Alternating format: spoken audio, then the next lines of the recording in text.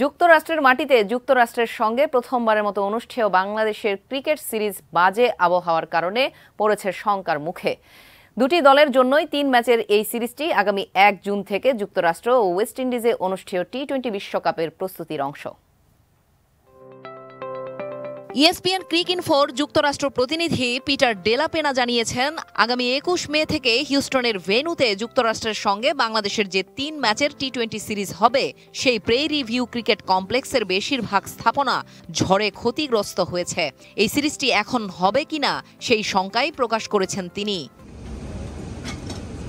25 ঘন্টার যাত্রা শেষে ঝড় বৃষ্টির মধ্যেই গতকাল ভোরে হিউস্টনে পৌঁছেছে বাংলাদেশ দল। দলের ম্যানেজার রাবিদ ইমাম জানান, ভোরে টিম বাংলাদেশ যখন বিমানবন্দরে নামে, বাইরে মুষলধারে বৃষ্টি হচ্ছিল, আকাশ ছিল মেঘলা। সংবাদ মাধ্যম CNN জানায়, হারিকেনের কারণে হিউস্টনে অন্তত 4 জনের মৃত্যু হয়েছে। অনেক জায়গায় বিদ্যুৎ সংযোগ বিচ্ছিন্ন হয়েছে।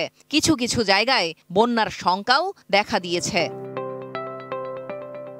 ডেলাপেনার টুইটার বার্তা অনুযায়ী, হিউস্টনের উপর দিয়ে বৃহস্পতিবার বয়ে যাওয়া ঝড়ে প্রেইরি ভিউ ক্রিকেট কমপ্লেক্সে অস্থায়ীভাবে বসানো সব স্থাপনা ধ্বংস হয়ে গেছে। হিউস্টনে গতকালের দিনটা বিশ্রামে কাটিয়েছে বাংলাদেশ দল।